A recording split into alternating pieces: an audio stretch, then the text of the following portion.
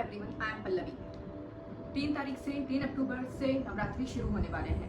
आज मैं इस टॉपिक पे बात नहीं करूंगी कि नवरात्रि क्यों सेलिब्रेट की जाती है या किस तरीके से सेलिब्रेट की जाती है। ये मैं मान के चलूंगी कि सभी हिंदुओं को ये बेसिक इन्फॉर्मेशन सबको पता है, हर बच्चे को पता है कि नवरात्रि क्यों सेलिब्रेट की जाती है और किस तरीके से हम सेलिब्रेट करते हैं। आज मैं इस टॉपिक पे बात करूंगी कि आज की डेट में नवरात्रि सेलिब्रेट करना एक ड्रेस कोड बन गया है।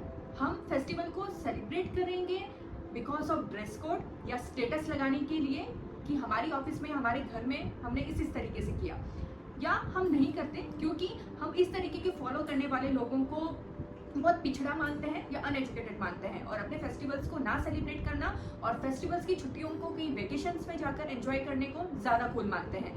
ये एक वजह है कि आज हिंदू दूसरे रिलीजन में कन्वर्ट हो जाते हैं। पहला एक टॉपिक, लोग क्यों कन्वर्ट होते हैं। एक्चुअली आज का टॉपिक होना चाहिए कि हिंदू या हिंदुओं की पॉपुलेशन डे बाय डे इतनी कम क्यों हो रही है, या मोस्टली हिंदू ही क्यों दूसरे रिलीजन में कन्वर्ट हो जाते हैं। मुझे पर्सनली जो वजह समझ में आती है वो एक वजह ये समझ में आती है because of unawareness, because of कि आपको आपके रिलीजन के बारे में इतना पता ही नहीं है कि आप उस रिलीजन पे, अपने हिंदू रिलीजन पे प्राउड कर सको।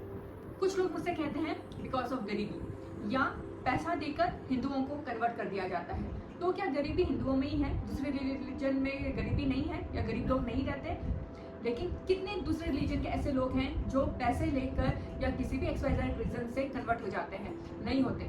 हर हिंदुओं को जो कन्वर्ट होते हैं उन्हें ये दूसरे रिलीजन वाले लोगों से सीखना चाहिए कि उन्हें गरीबी में रहने के बाद भी अपने रिलीजन पे कितना गर्व है या वे अपने रिलीजन के रिचुअल्स कितने अच्छे से फॉलो करते हैं। दूसरी वजह मैं मानती हूँ जो मेरे लिए ठोस वजह है हिंदुओं की पॉपुलेशन कम होने की, बिकॉज ऑफ अनअवेयरनेस। उन्हें मालूम ही नहीं है कि सनातन धर्म क्यों है, या जब सामने वाला या दूसरे रिलीजन वाला आपसे 5-10 बेसिक क्वेश्चंस भी करते ना तो आपके पास जवाब ही नहीं होता। क्यों? क्योंकि आपने कभी अपने नींव को ठीक से पढ़ा ही नहीं। आपने ना कभी वेदों को पढ़ा, ना उपनिषद को पढ़ा, ना कुरान पढ़ी, ना ही एक बेसिक सी गीता जो हर घर में अवेलेबल होनी ही चाहिए वो किसी ने पढ़ी है, ना ही रामायण पढ़ी। और दुख की बात है कि ऐसे लोगों के घर के पेरेंट्स ने भी नहीं पढ़ी और उनके ग्रैंड पेरेंट्स ने भी नहीं पढ़ी, या पढ़ी है लेकिन वो सही नॉलेज जिससे वे अपने धर्म पर गर्व कर सके वो नॉलेज फॉरवर्ड ही नहीं किया जनरेशन की जनरेशन। इसलिए आज ऐसे बहुत सारे हिंदू हैं, ऐसे बहुत सारी फैमिलीज हैं जो फेस्टिवल्स को वेकेशंस की तरह यूज करती है। मैं पर्सनली ये मानती हूँ एक देश के लिए जितना इम्पोर्टेंट उसका GDP होता है उतना ही इम्पोर्टेंट उसका रिलीजन भी होता है। और जो हिंदू, स्पेशली जो कुछ हिंदू हैं हमारे यहाँ जिनके लिए हिंदू होना सिर्फ फॉर्म भरते वक्त ही हिंदुइज्म होता है, उसके बाद वो हिंदुइज्म के बारे में ना जानते हैं, ना कोई रिचुअल्स फॉलो करते हैं, ना वो फेस्टिवल्स फॉलो करते हैं।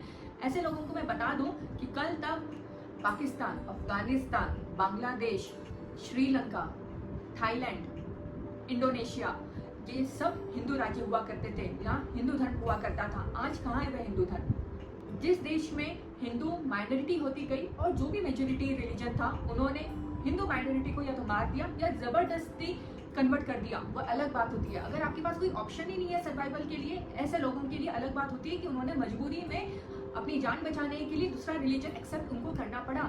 लेकिन मैं इंडिया के लोगों को ये कहना चाहती हूँ कि आप ऐसा ना करें। हो सकता है आज आप सेफ हैं, लेकिन आपके बच्चे या आपके जो ग्रैंड बच्चे होंगे, जो ग्रैंड सन डॉटर्स होंगे, क्या वो सेफ रहेंगे?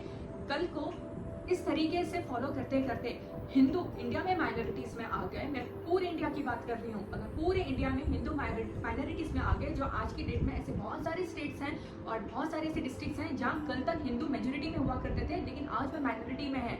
तमिलनाडु में कुछ ऐसी जगह हैं जहाँ हिंदू मंदिरों को बंद कर दिया गया क्योंकि उनके पास आवाज़ नहीं थी। क्यों वहाँ के हिंदुओं के पास आवाज़ नहीं थी? क्योंकि वो माइनॉरिटी में आ चुके हैं और अब उनके लिए सर्वाइवल इम्पोर्टेंट है।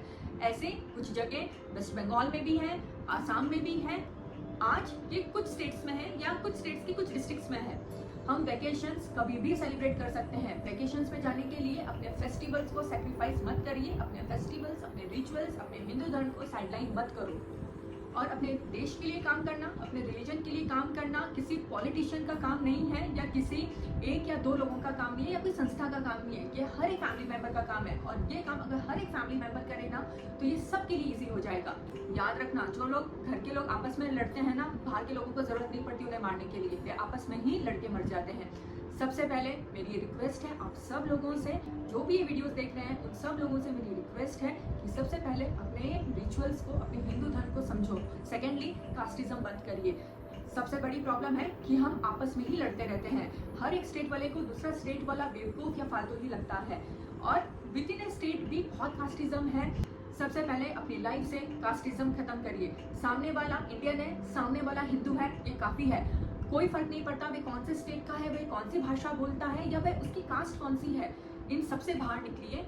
ये एक बहुत बड़ा स्टेप होगा अपने रिलीजन को बचाने के लिए, अपने रिचुअल्स को बचाने के लिए, अपनी संस्कृति को बचाने के लिए। अपने हर एक फेस्टिवल्स दिल से निभाइए, इतने अच्छे से रिचुअल्स फॉलो करिए कि आपके घर में जो भी छोटे बच्चे हों वो ये सब देखें और सीखें। आज आप ये करेंगे अपने लिए नहीं, अपने आने वाली जनरेशन के लिए और उनकी आने वाली जनरेशन्स के लिए, क्योंकि ये बात फैक्ट है कि हमारी संस्कृति हमसे नहीं, हम हमारी संस्कृति से हैं, हमारा अस्तित्व हमारी संस्कृति से है। अपना ख्याल रखिए, और जो भी लोग मेरा ये वीडियो सुन रहे हैं, काइंडली प्लीज अपने फेस्टिवल्स को, अपने रिचुअल्स को दिल से सेलिब्रेट करिए और फिर व्हाट्सएप पे स्टेटस लगाइए। अपना ख्याल रखिए। जय हिंद।